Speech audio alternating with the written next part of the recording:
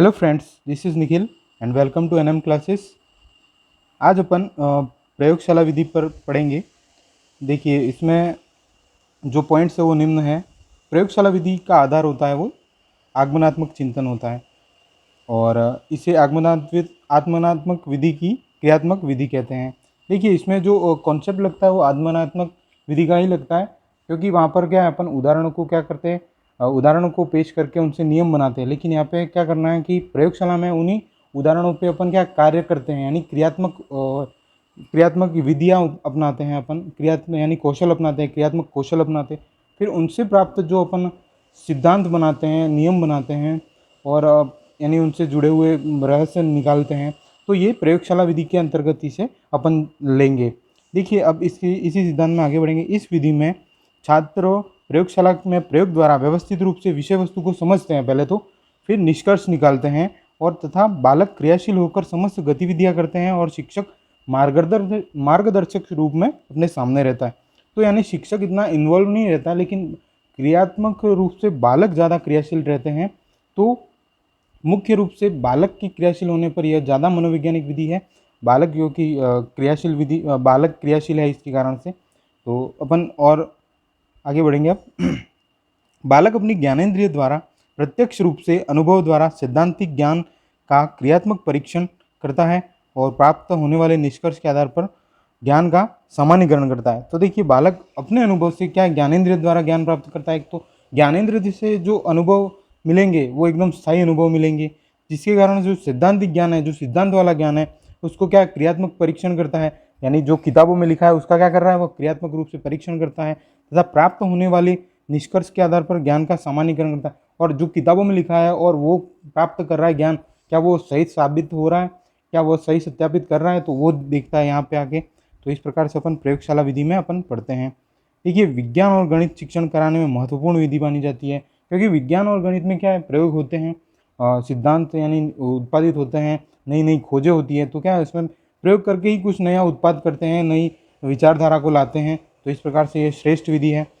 या विधि यह विधि क्या करती है कि करके सीखने में और तथा अवलोकन द्वारा सीखने में पर आधारित होते हैं। एक तो यानी कि छात्र इन्वॉल्व तो रहता ही है, उसमें साथ में क्या है, कर भी रहा है, क्रियात्मक कौशल बढ़ रहे हैं उसके, कौशलात्मक यानी जितने क्रियात्मक कौशल है करके सीख रहा है।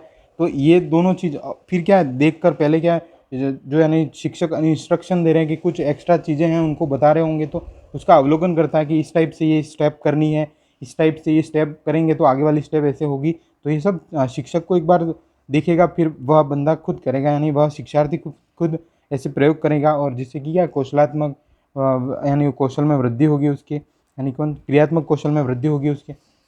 इसमें बालक के सैद्धांतिक ज्ञान व क्रियात्मक परीक्षण में सीधा संबंध रहता है। देखिए, सैद्धांतिक ज्ञान और क्रियात्मक परीक्षण कैसे, देखिए कि बालक की जो सैद्धांतिक ज्ञान होता है वो तो किताबों में रहेगा, और वह उसका क्या कर रहा है, क्रियात्मक परीक्षण करता है। तो जिससे कि उसमें क्या हो रहा है कि सीधा संबंध कैसे, तो क्रियात्मक परीक्षण करने के साथ साथ वह अपने सीधा संबंध स्थापित कर रहा है।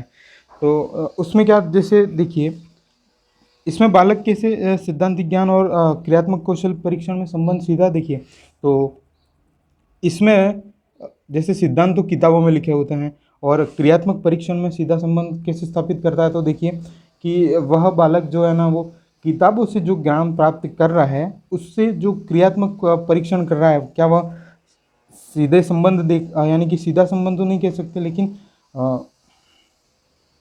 देखिए इसमें बालक के सैद्धांतिक ज्ञान व क्रियात्मक परीक्षण में सीधा संबंध रहता है, जिसमें बालक द्वारा प्राप्त ज्ञान किया किया गया ज्ञान स्थायी होता है। तो देखिए, सैद्धांतिक ज्ञान का सीधा संबंध कैसे है, तो बालक क्या कर रहा है कि किताबों से सीधा सैद्धांतिक ज्ञान ले रहा है, वह उसका क्रियात्मक परीक्षण करता है। तो इसका संबंध यही होगा कि उन्हीं परीक्षणों का क्रियात्मक संबंध कर रहा है, यानी कि परीक्षण कर रहा है, तो वो संबंध हुआ कि नहीं हुआ, देख लीजिए। तो इस प्रकार से ये क्रियात्मक संबंध होता है। इस प्रकार अपन आगे बढ़ेंगे। अब इसमें देखिए, एक मैंने प्रयोग अब बताने की कोशिश कर रहा हूँ इसमें, कि बालक क्या कर रहा है कि कोई भी चुंबक उसने थ्योरेटिकल पहले कहीं देखा होगा, किताब में देखा है कि उसमें एन पोल और एस पोल रहते हैं और ये सब देखा है, लेकिन उसका जब क्रियात्मक रूप से वह खुद प्रयोग करता है और प्लास्टिक के अल्पिन और लोहे की अल्पिन को अलग करता है, तो वहाँ पे क्या कर रहा है कि उसमें उनकी ज्ञानेंद्रिय द्वारा जो प्राप्त ज्ञान हो रहा है उससे वह सही ज्ञान प्राप्त करेगा और इस प्रकार से उसकी रोचकता भी बढ़ती है और इसके कारण से यह विधि ज़्यादा प्रभावशील रहती है।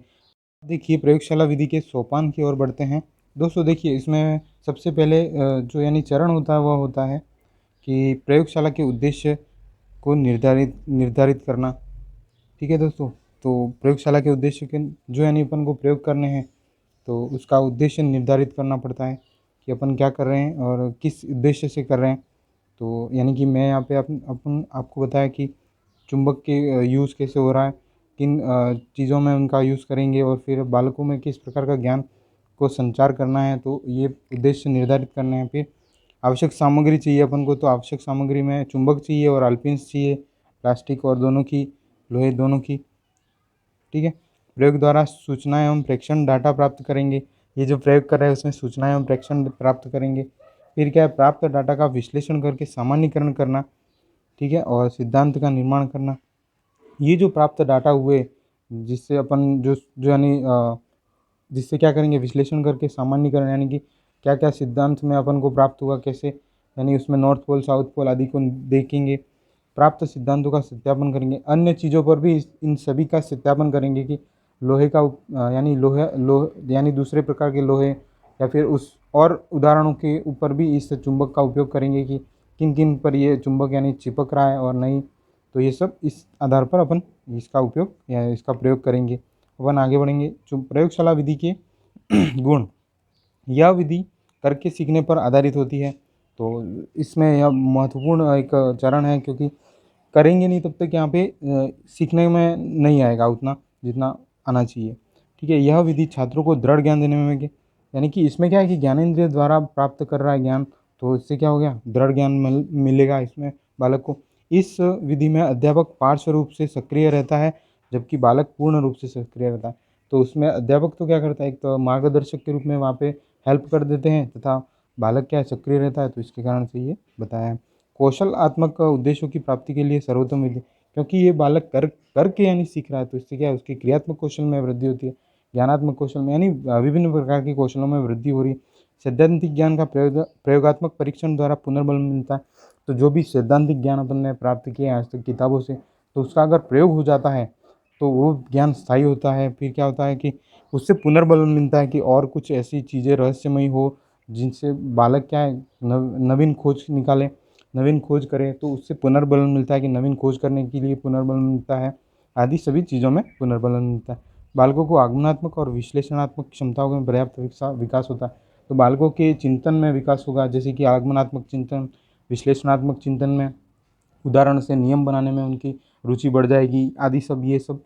फिर क्या है, प्रयोग से उन जो सिद्धांतिक ज्ञान है उनसे प्रयोगात्मक की ओर बढ़ेंगे वो, यानी कि प्रयोग यानी कौशलात्मक क्रियात्मक कौशल, विश्लेषणात्मक उनके ज्ञान में वृद्धि होगी। तो इस प्रकार से बहुत सारे गुणों में वृद्धि होगी। बालकों में निरीक्षण, तर्क, निर्णय शक्ति का विकास होगा। तो ये चीज़ ही यानी कि ये पूरी संज्ञानात्मक चिंतन के आधार पर यह यानी कि पूरा प्रोसेस चलता है कि इसमें तर्क, चिंतन आदि सब बढ़ते हैं। ठीक है, तो इस प्रकार से इसके गुण होते हैं।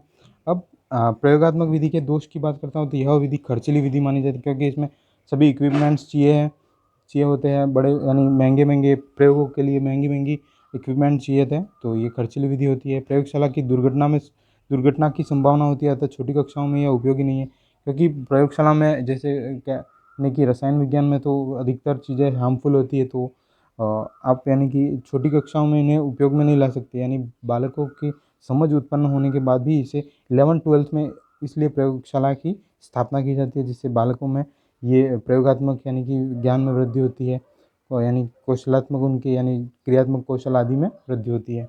बालकों पर नज़र ज़रूरी होती है, नहीं तो नकल करने लगते हैं, क्योंकि अगर अध्यापक ध्यान नहीं रखेंगे तो वह एक दूसरे के नकल कर लेंगे, जिससे क्या होगी कि असल परीक्षा उनकी नहीं हो पाएगी।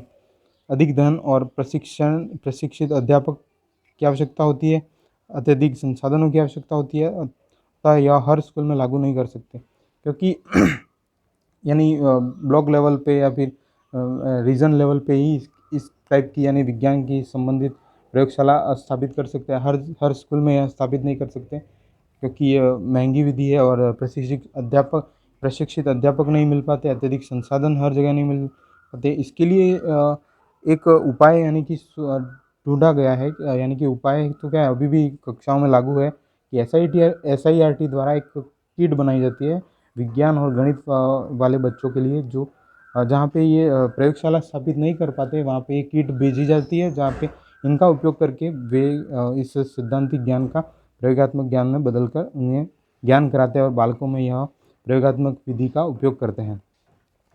पाठ्यक्रम में के सभी प्रकरणों को इस विधि द्वारा नहीं पढ़ाया जा सकता। तो इस विधि द्वारा तो नहीं पढ़ाया जाएगा क्योंकि खर्चीली विधि है, अधिक समय भी लेती है, फिर क्या है, कुशल अध्यापक भी चाहिए होते हैं। तो इस प्रकार से हर एक पाठ्यक्रम में हर एक बिंदु को नहीं पढ़ाया जा सकता। तो इस प्रकार से दोस्तों अपनी ये विधि थी प्रयोगशाला विधि।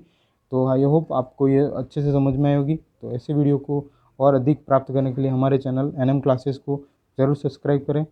Thank you so much.